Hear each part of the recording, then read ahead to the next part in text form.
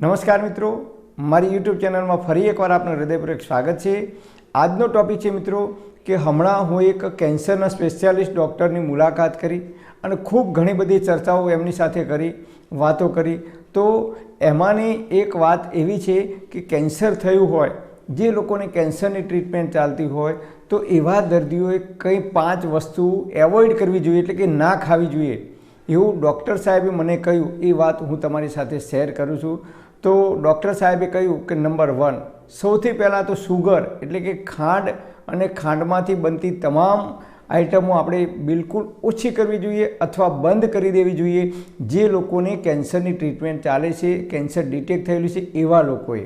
Number 2, દૂધ અને દૂધની તમામ પ્રકારની જે આઇટમો છે, ડેરી પ્રોડક્ટ છે, એ જ્યાં સુધી કેન્સરની ટ્રીટમેન્ટ ચાલતી હોય ત્યાં સુધી કેન્સરના દર્દીઓએ ઓછી ખાવી જોઈએ અથવા એવોઇડ કરવી જોઈએ।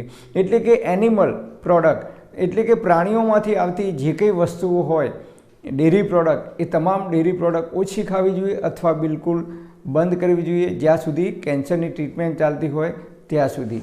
નંબર 3, મેદો અને મેદાની કોઈપણ આઇટમ હોય, મેદામાંથી બનેલા બિસ્કિટ હોય, ટોસ હોય, બ્રેડ હોય, જે કંઈ મેદામાંથી બનેલી આઇટમો હોય, પીઝા હોય, બર્ગર હોય, એ તમામ પ્રકારની આઇટમો કેન્સરની ટ્રીટમેન્ટ ચાલતી હોય ત્યાં સુધી કેન્સરના દર્દીએ એવોઇડ કરવી જોઈએ અથવા બિલકુલ બંધ કરવી જોઈએ।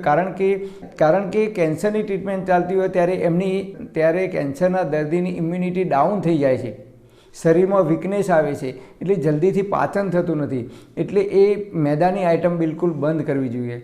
નંબર 4, સફેદ મીઠું જે કેમિકલવાળું આવે છે, જે રિફાઇન્ડ કરેલું આવે છે, બિલકુલ ખાવાનું બંધ કરી દેવું જોઈએ। એની જગ્યાએ સિંધવ મીઠું ઓરિજિનલ ઘરે પથ્થર લાવી, જે સિંધવ મીઠાના પથરા મળે છે, પથ્થર લાવી અને ઘરે બનાવી અને એ ખાવું જોઈએ। અને સફેદ ખાંડની જગ્યાએ દેશી ઓરિજિનલ શુદ્ધ ગોળ કેમિકલ વગરનો એકદમ બ્લેક કલરનો પ્લાસ્ટિકના બોક્સમાં જે આવે છે એ ચમચીથી ખાઈ શકાય, રબડી ગોળ કહેવાય, એ ગોળ ઓરિજિનલ શુદ્ધ તમને મળે, ખાંડની જગ્યાએ ગોળ ખાઈ શકાય।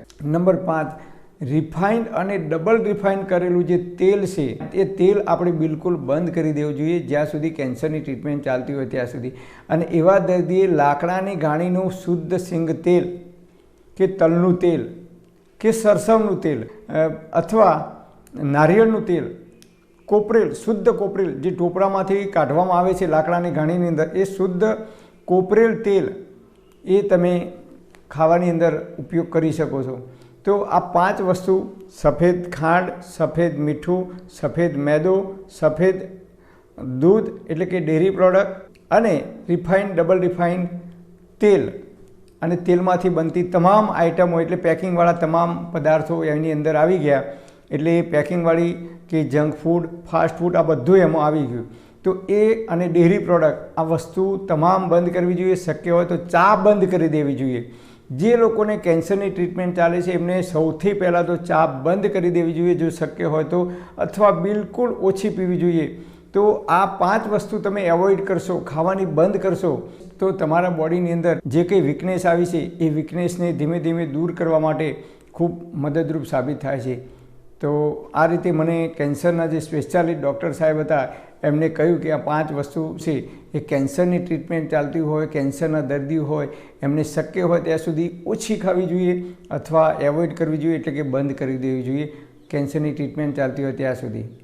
તો આપણે આ રીતે આ 5 વસ્તુઓને એવોઇડ કરીશું તો કેન્સર હોય કે ના હોય એવા તમામ લોકો માટે આ 5 વસ્તુ જો એવોઇડ કરીએ આપણે તો શરીરમાં diabetes, high BP, cholesterol, thyroid, uric acid, આ તમામ પ્રકારની સમસ્યાઓથી આપણે બચી શકીએ છીએ।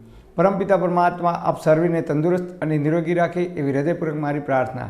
Thank for watching my video. Thank you.